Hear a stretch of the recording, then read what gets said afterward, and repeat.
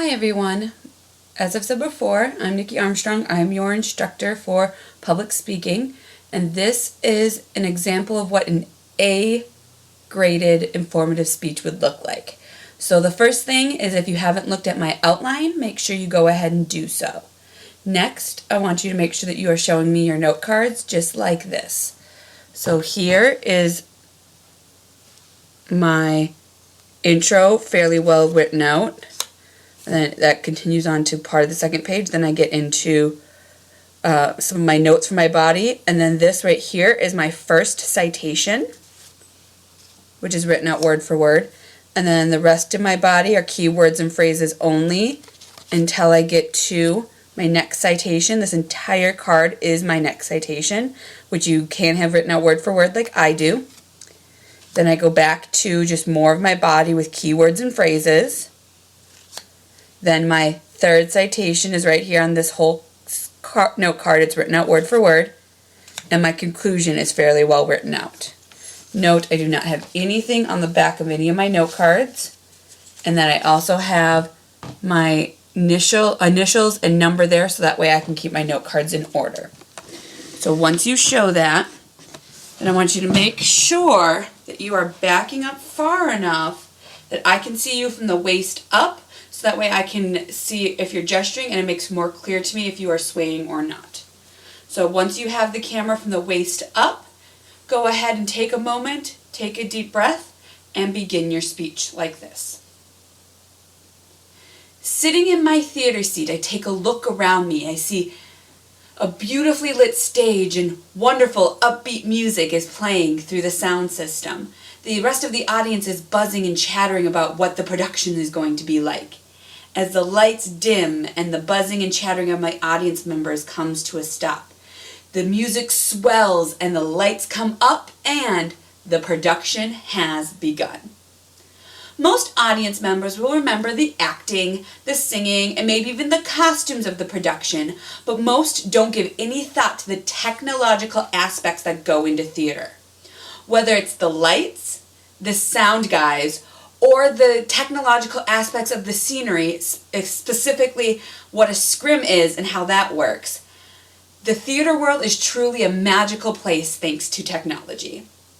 So the first thing that any good production needs is an amazing lighting design. There are 3 different types of lights that are used in a normal production. The first type is what I call general lighting, and that's lights that are lit from above, and all they do is they bring certain aspects of the stage or certain parts of the stage to light so you can see what's going on with them. The second form of lighting is the spotlight. So the spotlight is a single bright light that can shine on a specific spot or a specific person on stage to emphasize them and make sure the audience pays attention to them. The third type of lighting is what I call specialty lighting. There are 2 main types of specialty lighting. The first type is what I like to call a gobo. According to the Set Lighting Technician's book by Harry Box, a gobo is a physical stencil or template which is slotted inside or placed in front of a lighting source used to control the shape of the emitted light. This was found on page 120 of the book. The gobo is used to create different designs on the stage. It can make something look like it has stained glass or a wooded area with trees that are rustling in the wind, but each individual gobo requires its own slot and its own space and its own light. No 2 gobos can share one light unless you remove one and place the second one in its spot. The second type of specialty lighting I want to talk about is what I call color lighting. Color lighting is when you put a plastic piece of colored fabric over the light, and that turns the normally white light a specific color which shines on the stage. So you can use colors like blue to make the stage look like it's cold and wintry, or red to make like it's feel like warm or evil, or even green to make it seem foresty, or put a green spotlight on a character and make them seem like they're jealous or have something to hide. Once the mood is established by the lights, then it's the sound guy's turn to come on in and make the theater even more fantastical. According to the Association of Sound Designers Seminar Archive webpage, which I accessed on October 9th, 2015, John Leonard states that the first and probably most important thing a sound guy does is calibrate the microphone for the cast to wear. Without them, it would be very hard to hear what was being said. So once the sound guys establish their first and most important task, which is the microphone, they have two other main purposes. The next purpose is to establish the mood. So they can use scary music to make you more afraid, or light and fluffy music to make you feel complacent or happy or proud of the romantic couple that's on the screen. The third thing the sound guys do is take care of any on-stage cues that require sound. So things like doorbells or phone ringing or even a knock on the door could all be controlled with sound cues.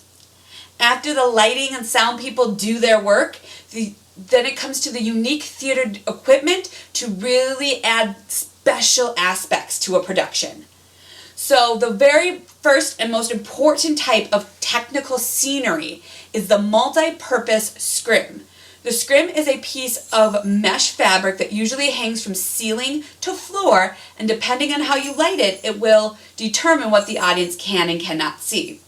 On page 54 of Ben Samlar and Don Harvey's book, Technical Design Solutions for Theater, it states that a scrim will appear entirely opaque if everything behind it is unlit.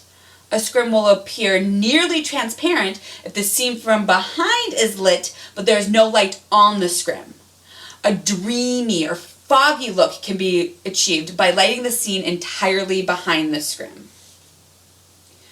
So when you sit in the audience and you're taking in the entirety of the production, the technological aspects are often taken for granted unless for some reason they don't work out.